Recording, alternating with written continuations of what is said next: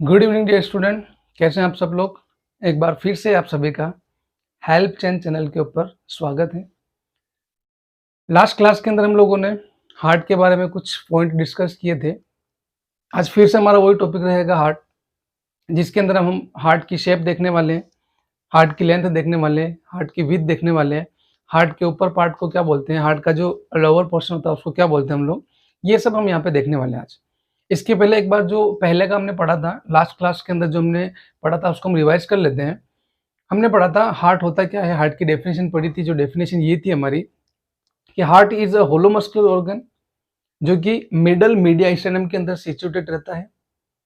और मीडियास्टाइनम क्या होती है? मीडियास्टाइनम का मतलब होता है कि हमारे लंग्स के बीच का जो स्पेस है वहां पे हमारा हार्ट लोकेटेड रहता है।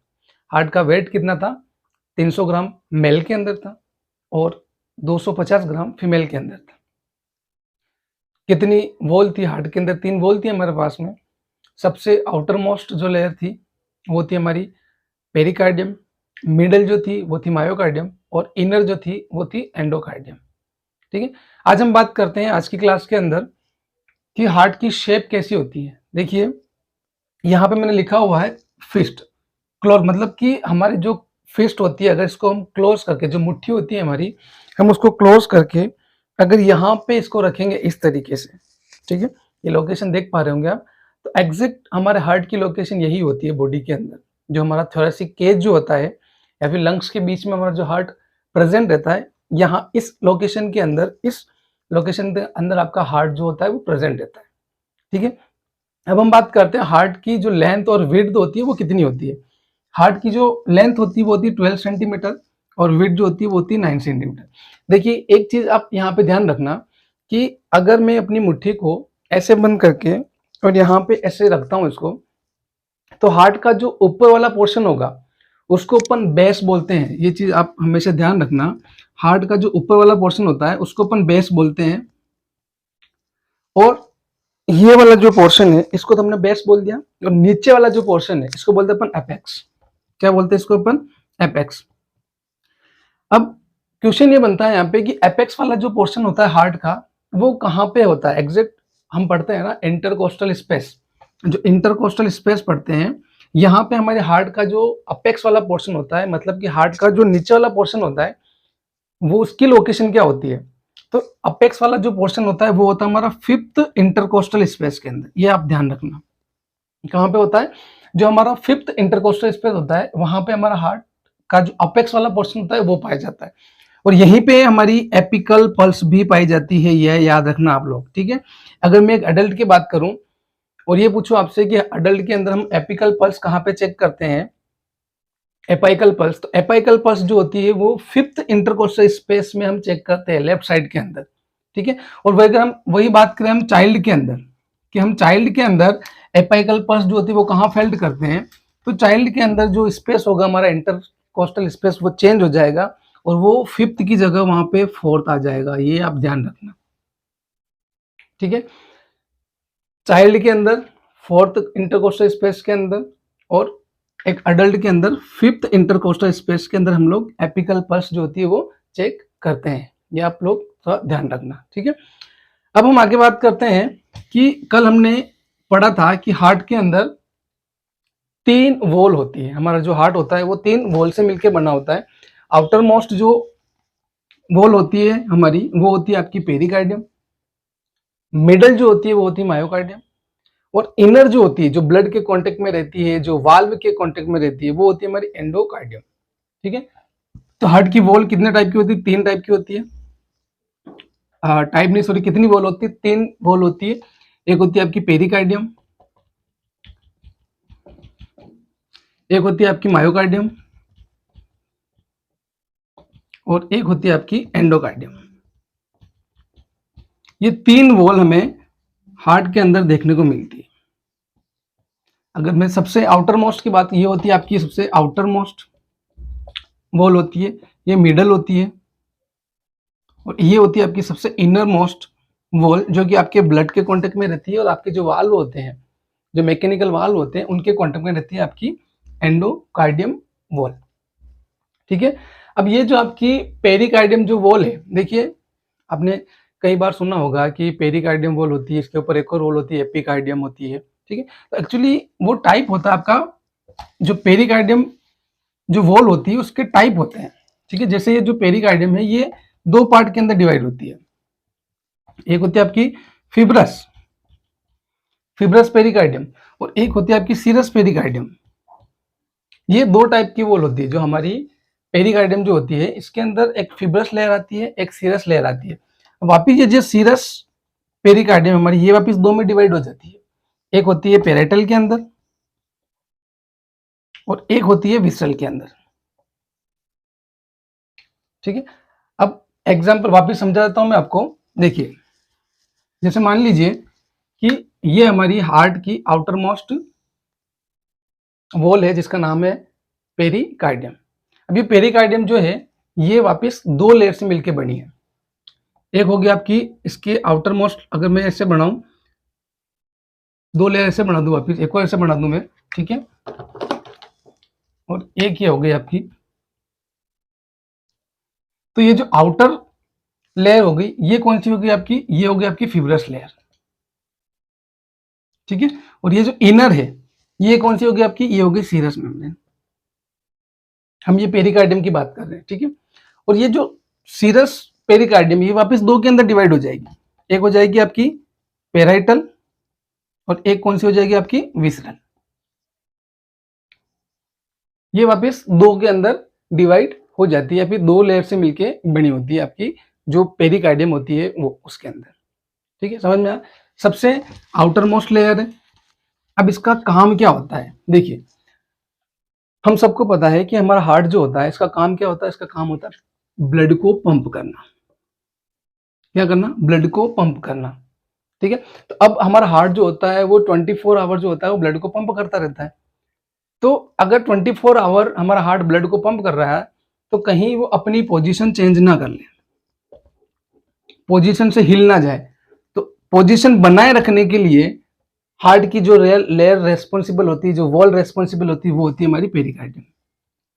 पेरिकार्डियम क्या करती है, हार्ट की जो पोजीशन होती है उसको बनाए रखती है, ठीक है। नेक्स्ट चलते हैं मायोकार्डियम के ऊपर। देखिए मायोकार्डियम जो है आपकी हार्ट की जो मायोकार्डियम जो वॉल है ये सबसे थिकेस्ट होती है, ध्यान रखना। सबसे थिकेस्ट वॉल है ये हमारे हार्ट की। थिकेस्ट वॉल क्यों होती है, देखिए हार्ट के अंदर जितना भी फोर्स लगता है, जितना भी कॉन्ट्रैक्शन होते हैं, वो सब हमारी मायोकार्डियम लेयर करती है। इसलिए इसको अपन ये भी बोल सकते हैं कि most important wall of heart is known as myocardium. आप सबको पता है कि हमारा हार्ट जो होता है, जैसे मान लिए ये हमारा हार्ट है, ठीक है। हार्ट के 4 चैम्बर है। ये आपका right atrium, right ventricle, left atrium और लेफ्ट वेंट्रिकल, ये 4 हमारे चैम्बर है। अब ये जो चैम्बर होते हैं हमारे, यहाँ पे सबसे ज्यादा फोर्स लगता है। यहाँ पे सबसे ज्यादा फोर्स क्यों लगता है, क्योंकि यहाँ से इसको ब्लड को ऊपर पहुंचाना होता है, आयोटा के अंदर पहुंचाना होता है। तो जब आयोटा के अंदर ब्लड को पहुंचाएगा तो यहाँ पे फोर्स ऑफ कॉन्ट्रेक्शन ज्यादा लगाना पड़ेगा, और फोर्स ऑफ कॉन्ट्रेक्शन ज्यादा लगाने के लिए यहाँ पे होती है हमारी मायोकार्डियम। और यही मायोकार्डियम जो होती है ये सबसे थिकेस्ट लेयर होती है, और ये भी बोल सकते हैं हम कि ये functional layer of the heart होती है। जो सबसे ज्यादा फंक्शन करती है वो होती है आपकी मायोकार्डियम, ठीक है। अब यहाँ पे क्या होता है, इन केस हमने ये तो पढ़ा हुआ है कि एक सेल को काम करने के लिए ऑक्सीजन चाहिए प्लस न्यूट्रिशन चाहिए। ये हमारे सेल को काम करने के लिए चाहिए। अगर इन केस ये जो हमारी मायोकार्डियम है ये 24 आवर काम कर रही है, 24 आवर वर्क कर रही है, और अगर इसको ऑक्सीजन ना मिले, इसको न्यूट्रिशन ना मिले, तो उस कंडीशन में क्या होगा, हमारी मायोकार्डियम जो होगी वो पंपिंग एक्शन नहीं करेगी, मतलब ये कॉन्ट्रेक्शन करना बंद कर देगी या फिर कम कर देगी। और जैसे ही इसने कॉन्ट्रेक्शन करना कम किए, देखिए होता क्या है, आपकी मायोकार्डियम है, मायोकार्डियम को जैसे ही O2 की सप्लाई कम हुई, इसने क्या किया, कॉन्ट्रेक्शन करना कम कर दिया। कॉन्ट्रेक्शन क्या कर दिया, डिक्रीज कर दिया। और जैसे ही कॉन्ट्रेक्शन डिक्रीज होते हैं ये तुरंत इफेक्ट करता है आपके कार्डियक आउटपुट को, ठीक है। कार्डियक आउटपुट आपका क्या हो जाएगा, डिक्रीज हो जाएगा। अब कार्डियक आउटपुट होता क्या है, कार्डियक आउटपुट का मतलब होता है कि हमारा हार्ट 1 मिनट के अंदर कितना ब्लड पंप कर रहा है। कार्डियक आउटपुट का मतलब क्या होता है, हमारा हार्ट 1 मिनट के अंदर कितना ब्लड पंप कर रहा है, उसको बोलते हैं अपन कार्डियक आउटपुट। अगर हम नॉर्मल कार्डियक आउटपुट की बात करते हैं वो होता है 5000 ml पर मिनट। ये हमारा normal cardiac output normal cardiac output होता है। अगर हमारी मायोकार्डियम ने काम करना बंद कर दिया क्योंकि उसको ऑक्सीजन नहीं मिल रही है, ऑक्सीजन नहीं मिलेगी, इसने फोर्स ऑफ कॉन्ट्रैक्शन कम कर दिए, और फोर्स ऑफ कॉन्ट्रैक्शन कम करेगी तो कार्डियक आउटपुट कम हो जाएगा, और कार्डियक आउटपुट कम हो जाएगा मतलब कि 5000 ml से ये कम हो गया। अब 5000 ml से अगर कार्डियक आउटपुट कम हो जाता है तो हमारी बॉडी को जितनी ऑक्सीजन मिलनी चाहिए उतनी ऑक्सीजन नहीं मिलेगी। मतलब कि यहाँ पे क्या होता है, जैसे एग्जांपल दे रहा हूं मैं आपको कि मान लो कि हमारी बॉडी को 1 मिनट के अंदर 3 लीटर ऑक्सीजन चाहिए। 1 मिनट के अंदर कितनी ऑक्सीजन चाहिए इसको? 3 लीटर ऑक्सीजन चाहिए। लेकिन यहाँ पे हमारी मायोकार्डियम जो है ये फंक्शन बराबर नहीं कर रही है। उसकी वजह से क्या हुआ, आपका कार्डियक आउटपुट डिक्रीज हुआ। अब कार्डियक आउटपुट अगर डिक्रीज हुआ तो बॉडी को 3 लीटर पर मिनट ऑक्सीजन नहीं मिलेगी, और जब बॉडी को 3 लीटर पर मिनट ऑक्सीजन नहीं मिलेगी तो हमारी बॉडी की जो सेल है वो काम करना बंद कर देगी या फिर काम नहीं करेगी। ठीक है, तो इन सेल को काम कराने के लिए जरूरी है कि हमारी मायोकार्डियम अच्छे से काम करे। जब तक हमारी मायोकार्डियम अच्छे से कॉन्ट्रैक्शन करेगी तब तक हमारी सेल्स को, हमारे ऑर्गन को, हमारे टिश्यूज को अच्छे से ऑक्सीजन, ब्लड, न्यूट्रिशन मिलता रहेगा। और जब तक इसको गुड न्यूट्रिशन, इनफ मात्रा में ऑक्सीजन मिलती रहेगी तब तक ये अच्छे से काम करती रहेगी।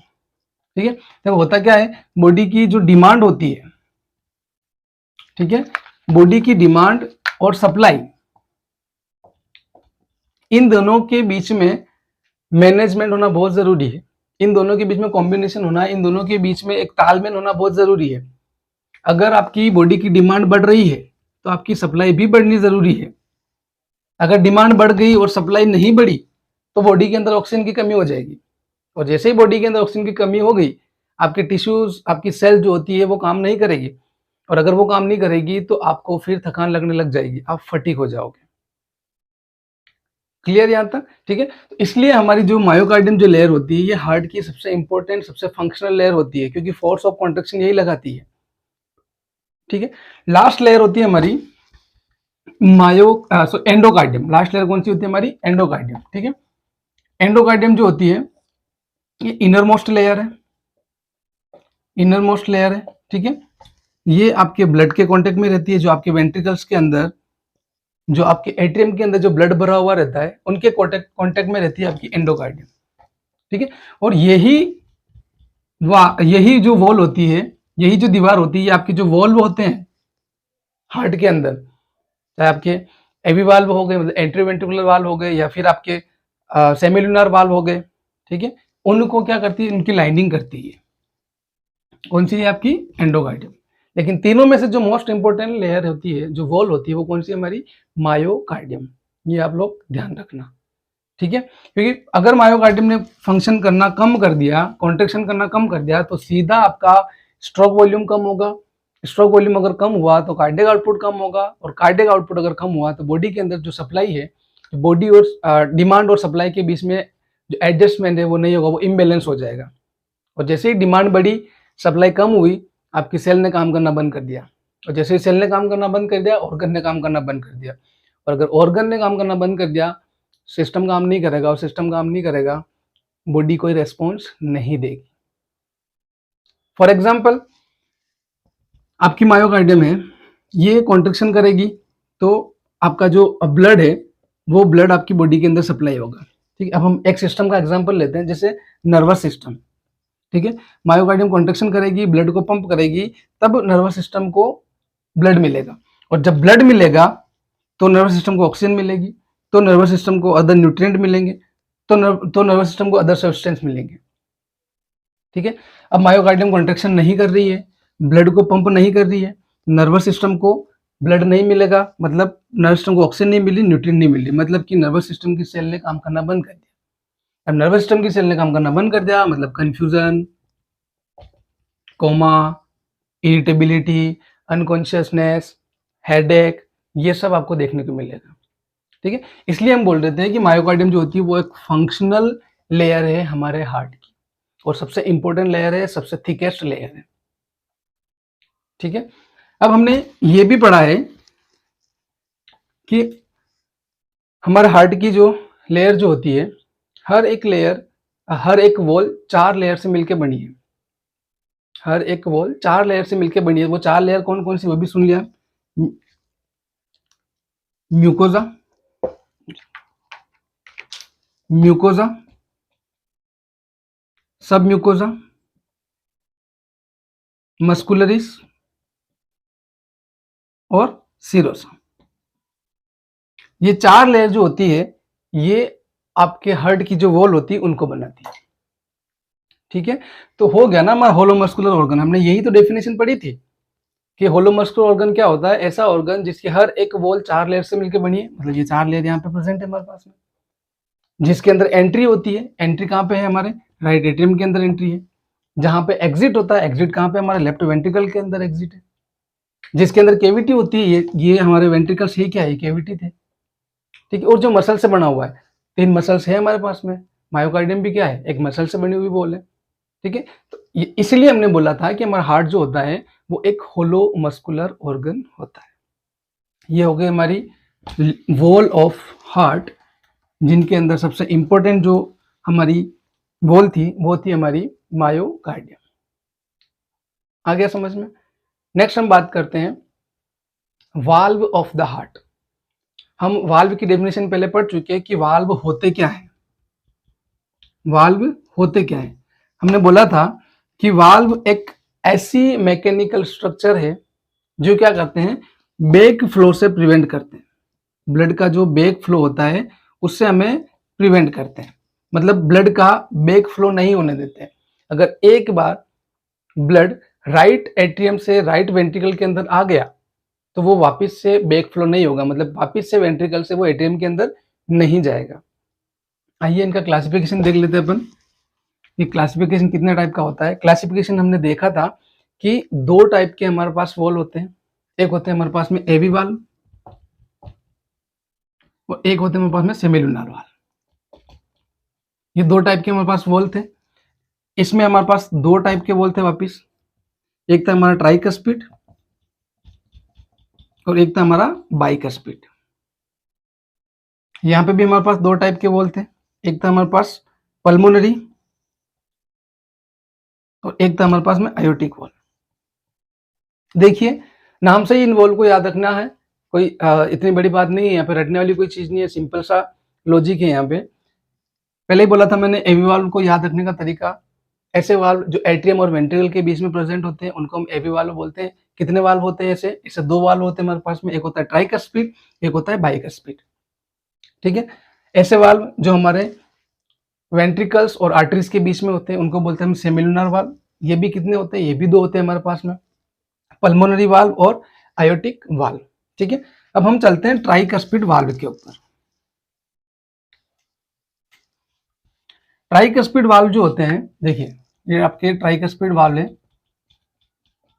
कहाँ पाए जाते हैं ट्राइकस्पिड वाल्व। अच्छा, ट्राइकस्पिड क्यों बोलते हैं, पहले ट्राई का मतलब क्या होता है। ट्राई का मतलब होता है 3। ट्राई का मतलब क्या होता है, 3। ठीक है, मतलब कि जैसे ये कोई वाल है, ठीक है, ये वाल्व है कोई, इसके अंदर 3 कस्प पाए जाएंगे, 1, 2 और 3। मतलब 3 ढक्कन होंगे, 3 कस्प होंगे। ऐसे वाल्व को अपन क्या बोलते हैं, ट्राइकस्पिड वाल्व। ठीक है, ये वाल्व पाया कहाँ जाता है, ये वाल्व पाए जाते हैं आपके राइट एट्रियम और राइट वेंट्रिकल के बीच।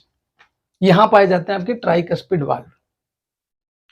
समझ में आया यहां तक कि ट्राइकस्पिड वाल्व का मतलब क्या होता है, ऐसे वाल्व जिसके अंदर 3 कस्प पाए जाते हैं और जो कहां प्रेजेंट होते हैं, राइट एट्रियम और राइट वेंट्रिकल के बीच में।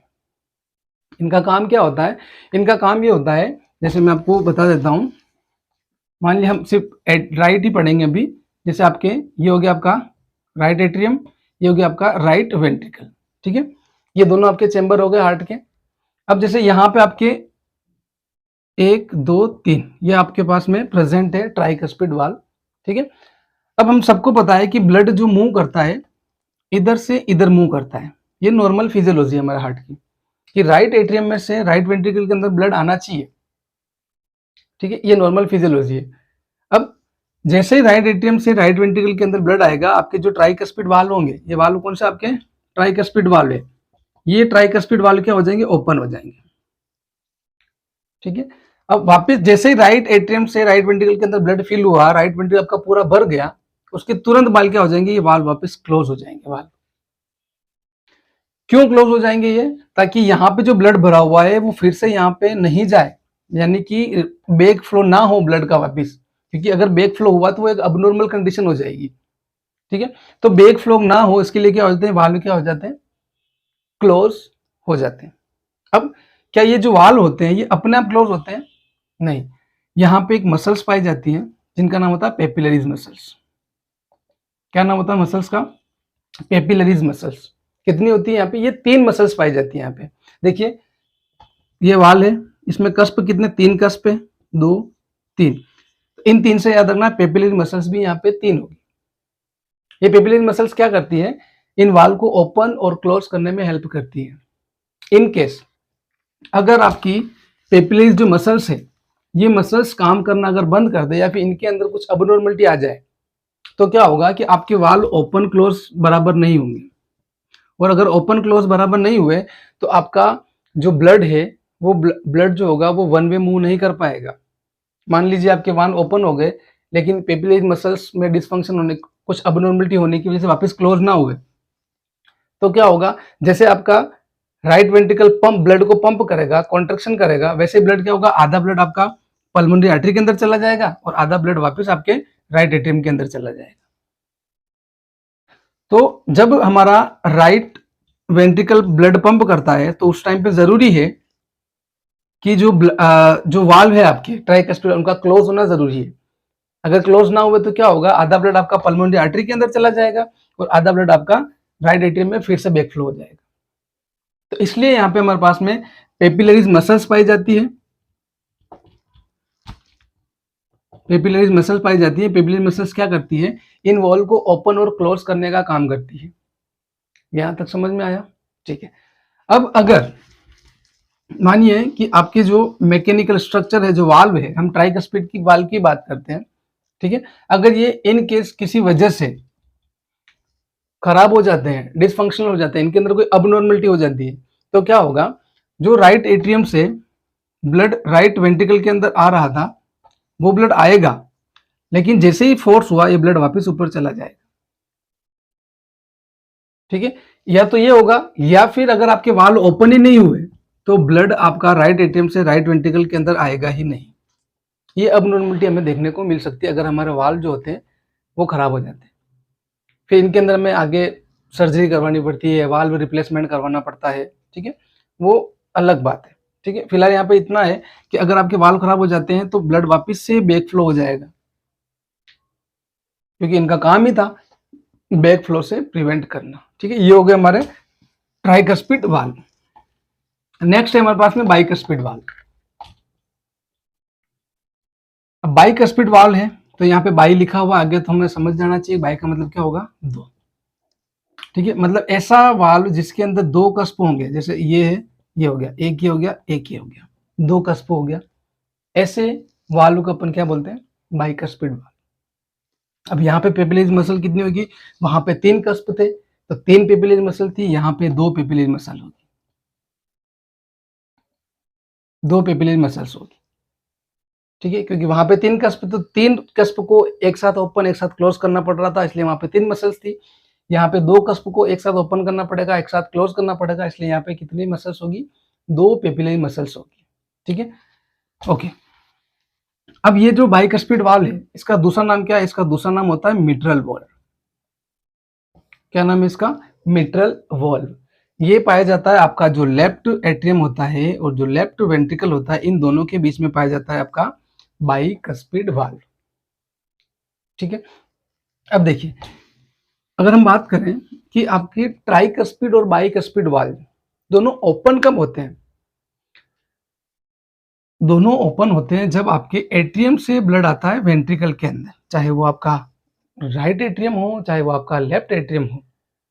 ओपन कब होंगे, जब आपके एट्रियम से ब्लड का आएगा वेंट्रिकल के अंदर, यानी कि हार्ट के जो अपर चैम्बर है उनसे ब्लड जब लोअर चैम्बर के अंदर फिल होता है तो उस कंडीशन में आपके बाइकस्पिड और ट्राइकस्पिड दोनों वाल्व ओपन होंगे। ठीक है, ब्लड आपका एट्रियम से वेंट्रिकल में आना क्या कहलाता है, डायस्टोल कहलाता है। क्या कहलाता है, डायस्टोल कहलाता है। या फिर यूं हम बोल सकते हैं कि जब डायस्टोल स्टार्ट होता है उस टाइम पे हमारे ट्राइकस्पिड और बाइकस्पिड, दोनों वाल्व क्या हो जाते हैं, ओपन हो जाते हैं। ये क्लोज कब होते हैं, जैसे डायस्टोल खत्म होता है ये दोनों वापस से क्या हो जाएंगे, क्लोज हो जाएंगे। ये आप लोग ध्यान रखना, ठीक है। ब्लड का अपर चैम्बर से लोअर चैम्बर के अंदर ड्रेन होना, अपर चैम्बर से लोअर चैम्बर के अंदर फिल होना क्या कहलाता है, डायस्टोल कहलाता है। और जो लोअर चैम्बर है, जो लोअर चैम्बर है वहां से आर्टरीज के अंदर ब्लड जाना, मतलब जैसे ही हमारे लोअर चैम्बर के अंदर ब्लड भरा, जैसे उन्होंने पंप किया, ब्लड आपका एक तरफ से आयोटा में चला गया, एक तरफ से आपकी पल्मोनरी आर्टरी में चला गया, उसको बोलते हैं अपन सिस्टोल। तो क्या बोलते हैं अपन, सिस्टोल, ठीक है। तो इन दोनों कंडीशन के अंदर आपके जो वाल होते हैं वो ओपन और क्लोज होते हैं। एक चीज ध्यान रखना कि इस टाइम पे आपके जो एवी वाल होंगे, यानी कि एट्रियो वेंट्रिकुलर जो वाल होंगे, आपके जो एट्रियो वेंट्रिकुलर जो वाल होंगे वो ओपन होंगे, ठीक है। और जब सिस्टोल होगा तो आपके एवी वाल जो होंगे वो क्या हो जाएंगे, क्लोज हो जाएंगे, ठीक है। एवी वाल क्या हो जाएंगे, क्लोज हो जाएंगे, और सेमिनर वाल ओपन हो जाएंगे सिस्टोल के अंदर। क्योंकि सिस्टोल के अंदर क्या करना है, ब्लड को कहाँ पहुंचाना है, बॉडी के अंदर पहुंचाना है, और बॉडी के अंदर पहुंचाने के लिए हमें पल्मोनरी आर्टरी के अंदर ब्लड पहुंचाना पड़ेगा, हमें आयोटा के अंदर ब्लड पहुंचाना पड़ेगा, ठीक है। तो तब हमारे सिस्टोल के अंदर सेमिनर वाल ओपन हो जाते हैं, और डायस्टोल के अंदर हमारे एवी वाल जो होते हैं वो ओपन हो जाते हैं। यहां तक क्लियर, समझ में आया। नेक्स्ट बात करते हैं हम सेमिनर वाल की, ठीक है। सेमिनर वाल भी हमारे पास कितने होते हैं, दो होते हैं। एक होता है हमारे पास में पल्मोनरी वाल्व, नाम से ही पता चल रहा है ये वाल्व कहाँ पे होगा, ये होगा आपके राइट वेंट्रिकल और पल्मोनरी आर्टरी के बीच में। जैसे ही आपका राइट एट्रियम से राइट वेंट्रिकल के अंदर ब्लड फिल होता है, ब्लड फिल होने के बाद में जैसे वो पंप करता है, तो उस टाइम पे आपके जो पल्मोनरी वाल्व होते हैं वो ओपन हो जाते हैं, ठीक है। और जैसे ही ये ओपन हुए, ब्लड कहाँ चला जाता है, आपका पल्मोनरी आर्टरी के अंदर चला जाता है,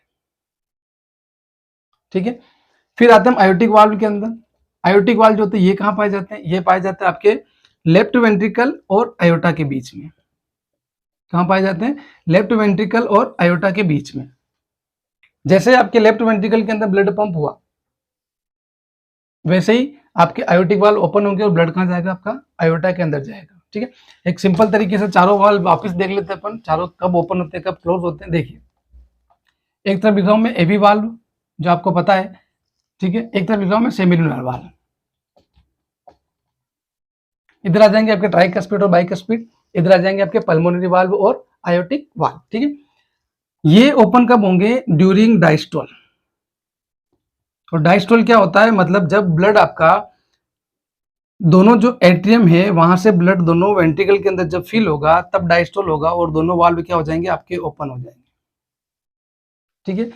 सेमिनर वाल्व, आयोटिक, पल्मोनरी वाल्व और आयोटिक वाल्व, ठीक है। ये कब ओपन होंगे, ये होंगे सिस्टोल के टाइम पे ओपन।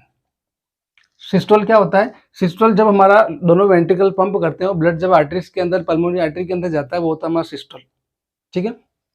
तो जैसे ही ब्लड आपका वेंट्रिकल के अंदर फिल हुआ और फिर ये आर्टरीज के अंदर जाएगा, उस टाइम पे आपके सेमिनर वाल्व ओपन हो जाएंगे। अब ये दोनों एक दूसरे के ऑपोजिट होंगे, जब ये वाल्व ओपन होंगे तब ये क्लोज होंगे, और जब ये ओपन होंगे तब ये क्लोज होंगे। ऐसा क्यों होता है, देखिए, अगर मान लो कि हमें ये हमारा हार्ट है, इससे जैसे ब्लड पंप करेगा हमें पहुंचाना कहाँ है, आयोटा के अंदर पहुंचाना है।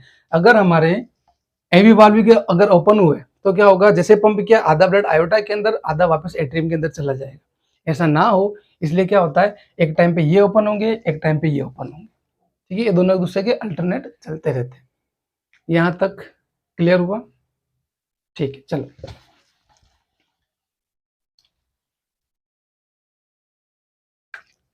अगर आपके सेमिनर वाल्व जो अगर डिसफंक्शन हो जाते हैं, इनके अंदर कुछ अबनॉर्मलिटी हो जाती है, तो क्या होगा, जैसे मान लो ये आपका एक तरफ का एग्जांपल, ये आपका लेफ्ट वेंट्रिकल है, यहाँ से ये आयोटा जा रहा है। जैसे ही लेफ्ट वेंट्रिकल ने ब्लड पंप करेगा, यहाँ पे जो वाल्व होते हैं आपके आयोटिक वाल्व, ये क्या हो जाएंगे, ओपन हो जाएंगे। अब अगर इनके अंदर कुछ अबनॉर्मलिटी हुई तो ये वापस ओपन ही रहेंगे, ये क्लोज नहीं होंगे। तो क्या होगा, जैसे पंप किया ब्लड यहाँ तक आया और ये वापस रिटर्न हो गया, मतलब वापस लेफ्ट वेंट्रिकल के अंदर फिर से ब्लड आ गया। ये एक अबनॉर्मल कंडीशन है, जबकि होना क्या चाहिए था, जैसे इन्हें पंप किया ब्लड आयोटा के अंदर गया, वैसे आपके आयोटिक वाल्व क्लोज हो जाने चाहिए थे।